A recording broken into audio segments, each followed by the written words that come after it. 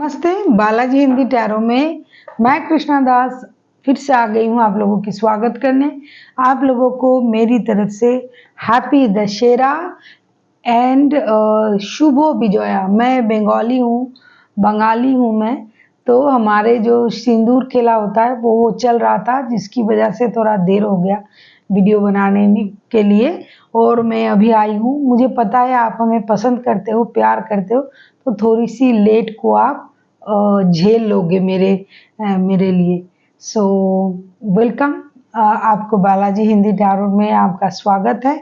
मैं फिर से लेके आई हूँ एक जनरल लव रीडिंग। जो लोग नो कांटेक्ट या फिर सेपरेशन की सिचुएशन में है और जानना चाहते हैं आपकी पर्सन की करंट फीलिंग्स क्या है, वो क्या चाहते हैं और उनका एक्शन क्या रहेगा, ये जनरल रीडिंग होगी। तो हर बात आपके साथ तो रेजोनेट नहीं करेगा, जितना भी रेजोनेट करता है उसको रखें और बाकी को छोड़ दे। हो सकता है बाकी रीडिंग किसी और के लिए हो। सनसाइन, मूनसाइन, किसी भी साइन से अगर आप एक्वेरियस हो यानी कुंभ राशि हो तो ये रीडिंग आपके लिए होगी। आप लोगों से रिक्वेस्ट रहेगा, जनरल रीडिंग है तो हर बात आपके साथ तो रेजोनेट नहीं करेगा, जितना भी रेजोनेट करता है उसको रखें और बाकी को छोड़ दे। हो सकता है बाकी रीडिंग किसी और के लिए हो।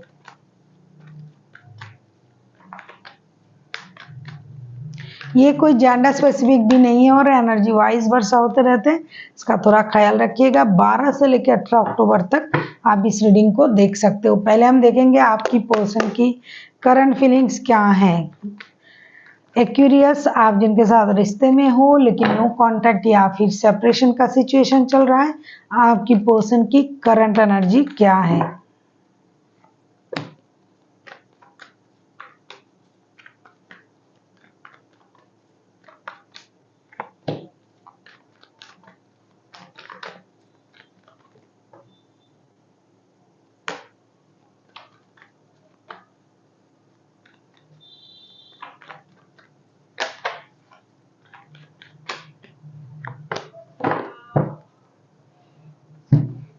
Five of pentacles, wheel of Fortune and death के कार्ड।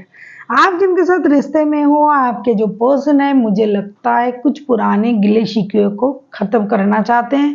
अपनी लाइफ में एक नई शुरुआत चाहते हैं। यूनिवर्स का ब्लेसिंग्स भी मांग रहे हैं। करंटली उनको लग रहा है कि जो स्थिति चल रहा था वो बहुत जल्द खत्म हो जाएगा। हो सकता है ये आपके रिश्ते से मूव ऑन किया है कुछ दिन पहले या कुछ महीनों पहले। फिनेंशियल प्रॉब्लम की वजह से हो सकता है आपकी रिश्ते में नो कॉन्टैक्ट का सिचुएशन आया है। कुछ फिनेंशियल लॉसेस भी हुई होगी वेरी रिसेंट उनका या फिर आपका, या फिर ये रिश्ते से चले गए, नो कॉन्टैक्ट सिचुएशन आया है।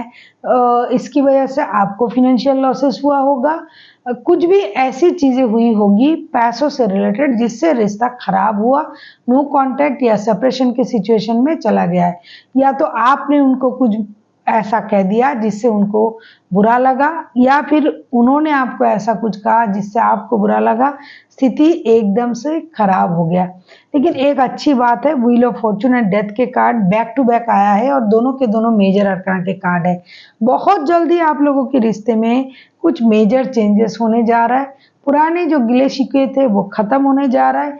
जो सही चीजें हैं वो आपको मिलेंगे। जो परेशानी रिश्ते में चल रहा था वो खत्म होगा। इस उम्मीद के साथ आपके पर्सन आगे बढ़ने के बारे में सोच रहा है।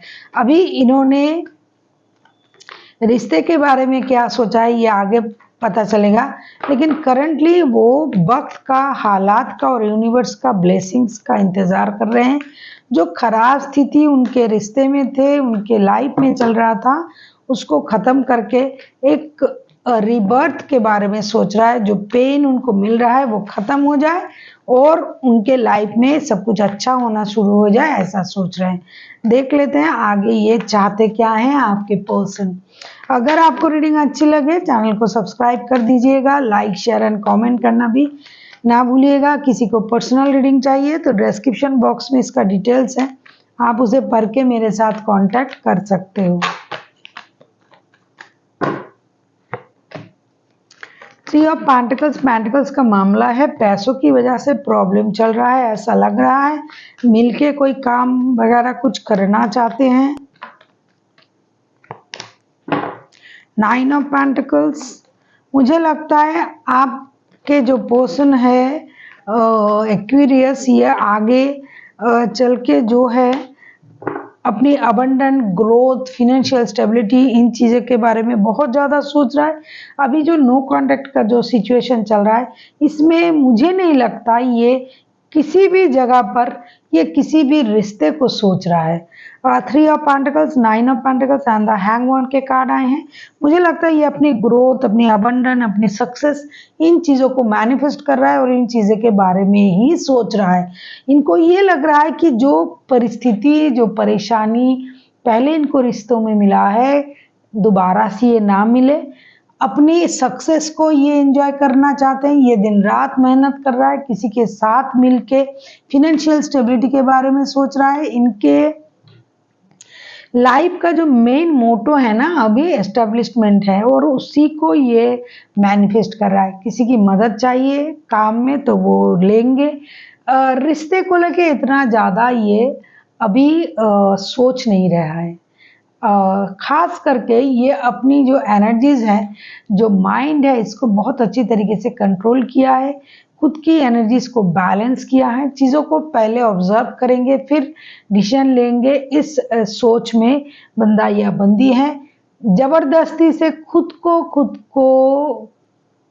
ही को खुद ने रोक के रखा है। ये चाहते तो एक्शन ले सकते थे, रिश्ते में आगे बढ़ने के बारे में सोच सकते थे, लेकिन फिलहाल ये ऐसा कुछ नहीं सोच रहे हैं सिवाय अपने स्टेबिलिटी के। देख लेते हैं फिर भी अगर ये एक्शन लेना चाहते हैं तो ये क्या एक्शन लेंगे। आप किसी कैंसर, स्कॉर्पियो के साथ डील कर सकते हो, कोई टॉरस, वर्गो, कैप्रिकॉन, वैसे कोई भी राशि हो सकते हैं क्योंकि मेजर अरकाना के ऑलरेडी 1, 2, 3 कार्ड आ चुके हैं। इसमें 12 के 12 राशि आ जाते हैं।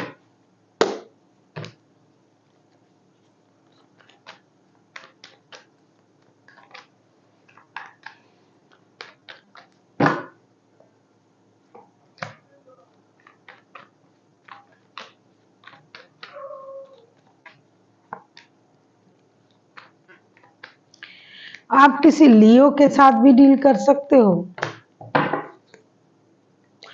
बॉटम ऑफ द डेक में आया है 8 ऑफ कप्स। मैंने कहा ना कि अभी ऐसा नहीं लग रहा है कि ये कोई भी आगे चल के रिश्ते के बारे में सोच रहा है, लेकिन एक अच्छी बात है 7 of pentacles, the sun and queen of pentacles के कार्ड आए हैं। ये बंदा या बंदी स्लोली बट श्योरली अपनी लाइफ में ग्रोथ, अबंडेंस, सक्सेस को तो इनहेंस कर ही रहा है, लेकिन एक चीज है, ये इंतजार कर रहा है कि आपके तरफ से तो कोई मतलब एक्शन नहीं लिया जा रहा है। अगर आप लेते हो तो ये इसको एक्सेप्ट करेंगे। दूसरी चीज है, ये अपने एक परिवार को भी मैनिफेस्ट कर रहा है। अगर आप इनके साथ शादीशुदा हो तो ये इसी परिवार में रिटर्न आने के बारे में सोच रहा है, मतलब दोबारा आने के बारे में सोच रहा है। वरना अगर आप इनके साथ शादीशुदा नहीं हो, ऐसे दिल के रिश्ते हैं या कोई भी तरीके का लव रिलेशन है, तो फिलहाल ये अपना फैमिली बनाने के बारे में, और अगर ऑलरेडी इनके पास फैमिली है तो वो उसको अच्छे से उसको रखने के बारे में सोच रहा है। उनकी खुशी, उनका ग्रोथ, उनका अबंडन, उनका एसेट्स, उनके बारे में सोच रहा है। एक मेजर खुशी को मैनिफेस्ट कर रहा है। हो सकता है ये फैमिली प्लानिंग कर रहा है और अभी ये स्लोली बट श्योरली स्टेबिलिटी की तरफ जाने के बारे में सोचेंगे। अगर इनको आपके तरफ से कोई भी क्लूज, कोई भी मतलब आगे चल के आपने कोई भी इनिशिएटिव नहीं लिया, तो ये अभी के लिए ये मूव ऑन कर रहे हैं। मूव ऑन करने के बारे में सोच रहा है रिश्तों से। अभी किसी भी तरीके के रिश्ते में इनका इंटरेस्ट नहीं है सिवाय परिवार के। अगर इनके पास ऑलरेडी परिवार है तो नया परिवार बनाने के बारे में उस तरीके से नहीं सोच रहा है। इन फ्यूचर ये कुछ करेंगे, ये आगे की रीडिंग में देखी जाएगी। फिलहाल जो पुराने रिश्ते में है, उनके पास अगर परिवार है तो परिवार में लौट रहे हैं, इस रिश्ते से मूव ऑन करने के बारे में सोच रहा है। अगर आप कुछ एक्शन ले रहे हो तो ये सोचेंगे, वरना ये फिलहाल के लिए मूव ऑन कर रहा है। अभी आपके तरफ लौटने के बारे में नहीं सोच रहा है। मैं बोल दूंगी कि सोच रहा है, आप खुश हो जाओगे, नहीं, ऐसा मैं झूठ नहीं बोलती हूँ। और ना बोलूंगी, चाहे आपको मैं पसंद आऊं या ना आऊं, उससे कोई फर्क नहीं पड़ता है। सच जो है वो है। देख लेते हैं एंजल की गाइडेंस।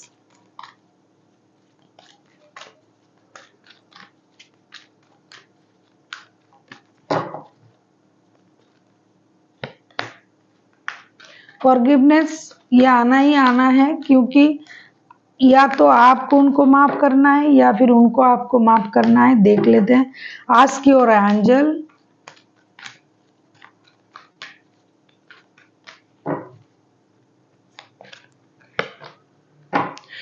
Don't stop. आपसे ये कहा जा रहा है Aquarius, forgiveness, ask your angel and don't stop.